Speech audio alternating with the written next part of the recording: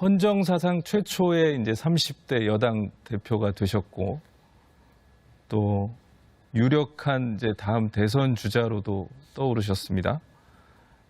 대선 기간 보여줬던 여러 가지 아젠다 선점 능력이라든지 기획 능력 이런 데 대한 높은 평가가 있고요.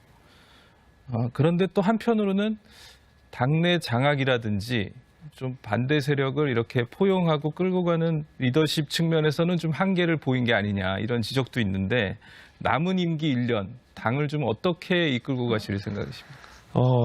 이런 겁니다. 우리 당은 지금까지 승리가 절박했던 당이고요.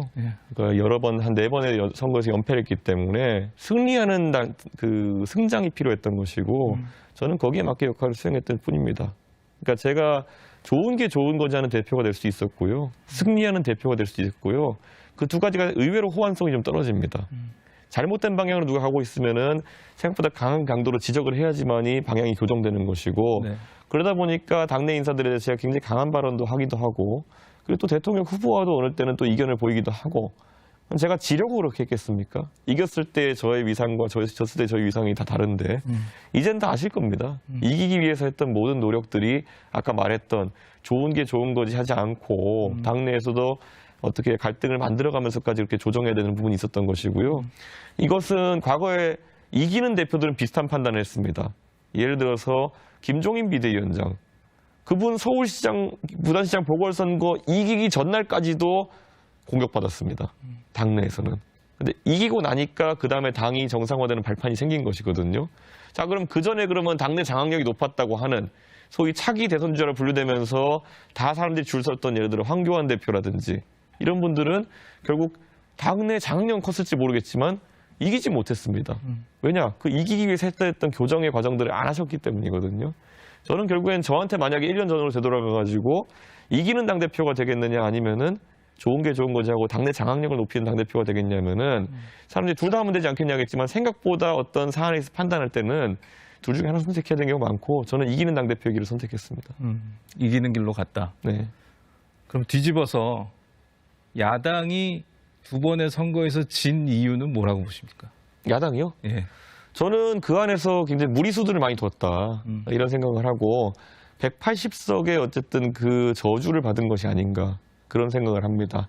대선을 졌다는 것은 가장 최근에 민심을 반영해가지고 본인들의 방향을 재정립해야 되는 것인데 지선을 앞두고 몇 달 사이 기간 동안에 우리가 대선은 졌지만 아직까지 의회 절대 다수당이야 이래가지고 힘자랑하고 근육자랑했거든요.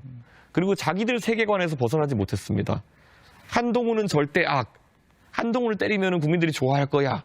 그래가지고 그 판을 다 몰아가지고 한동훈 장관 청문회에 쏟아부었는데 갔더니만은 자기들만의 그 세계에서 놀고 있었던 거죠. 자기들 세계관에 따르면은 한동훈은 절대 악이기 때문에 때리면 돼. 근데 뭐 너무 어설프게 때리니까 뭐 이모, 한국 3M 이런 것 때문에 그냥 선거 분위기 다 넘어간 거거든요. 저는 민주당이 이제라도 좀 전략을 재정립해야 되는 것이 아닌가 그런 생각을 합니다.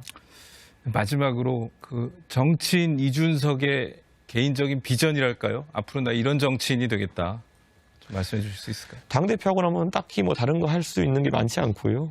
저는 외치에 대한 공부를 하고 싶고요. 네, 외치를 뭐 제가 자꾸 그렇게 얘기하면 무슨 뭐 유학 간다 이런 얘기하는데 저는 책상머리 공부는 이제 더 이상 안 할 겁니다. 근데 외치라고 하는 것은 이제 국익을 위해서 국내 정치에서 아웅다웅하면 싸우는 건 전 이제 별로 재미가 없습니다.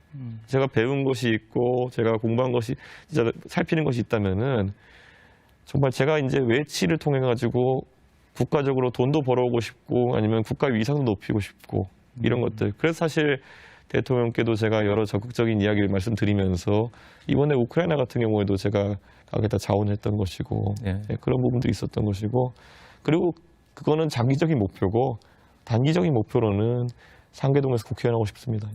알겠습니다. 네.